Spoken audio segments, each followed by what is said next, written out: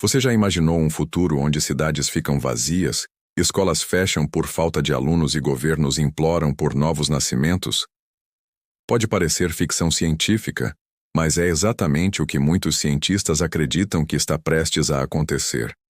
O crescimento populacional que impulsionou a humanidade por milênios pode estar chegando ao seu limite matemático.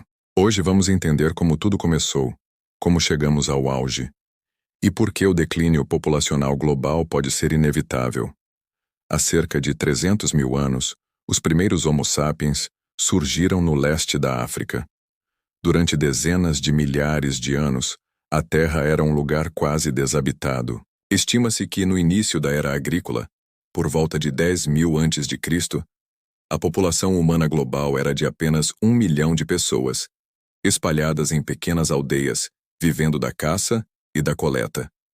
O crescimento era lento, quase imperceptível. A cada nascimento havia uma morte. Doenças, fome e predadores mantinham a balança equilibrada. A primeira grande virada veio com a Revolução Agrícola. Ao domesticar plantas e animais, o ser humano fixou-se no solo, criou estoques de comida, e pela primeira vez, a população começou a crescer de verdade. Por volta do ano 1 depois de Cristo, já existiam 250 milhões de pessoas no planeta. Um salto gigantesco, mas ainda insignificante se comparado ao que viria depois. Durante séculos, a humanidade permaneceu quase estável, até que, no século XVIII, um novo ciclo começou. A Revolução Industrial, iniciada na Inglaterra, trouxe máquinas, ferrovias e uma explosão de conhecimento. A medicina avançou. O saneamento urbano melhorou. As vacinas começaram a salvar vidas. E a mortalidade infantil, que antes devastava famílias inteiras, começou a despencar. O resultado? Um crescimento exponencial. Em 1800, éramos 1 bilhão. Em 1900, 1,6 bilhão. Em 1950, 2,5 bilhões. E hoje, somos mais de 8 bilhões. Nunca antes uma espécie havia se multiplicado tão rápido. A curva de crescimento parecia infinita, quase vertical. Mas como toda curva exponencial, o pico se aproxima, e a desaceleração já começou. Enquanto alguns países ainda crescem, outros já vivem o início do declínio. O Japão, por exemplo, viu sua população cair mais de 800 mil pessoas em apenas um ano. Países como Itália, Coreia do Sul, Alemanha e China estão enfrentando queda na natalidade. O que realmente intriga é o porquê disso. Não é falta de comida, nem guerras ou doenças. É o comportamento humano. Com a urbanização e a modernidade, as famílias se tornaram menores. Ter filhos ficou mais caro. A mulher conquistou espaço e liberdade. E pela primeira vez ter filhos deixou de ser uma obrigação social. Na Coreia do Sul, a taxa de fertilidade é de apenas 0,7 filhos por mulher, bem abaixo dos 2,1 necessários para manter uma população estável. Em outras palavras, o futuro está envelhecendo. Mais idosos, menos nascimentos e uma nova era começa. A era do declínio populacional global. Segundo o relatório mais recente da ONU, a população mundial atingirá o pico em 2085, com 9,7 bilhões de pessoas. Mas alguns modelos matemáticos discordam.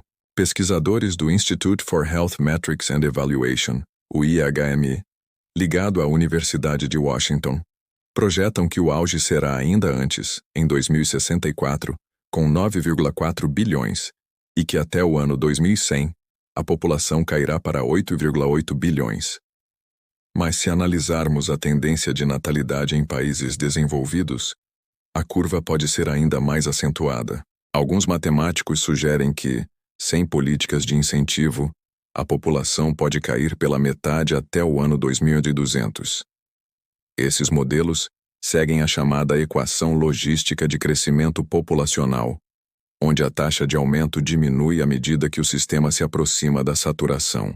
E os sinais de saturação já estão em toda parte. Recursos limitados, mudanças culturais e até crises econômicas baseadas em envelhecimento.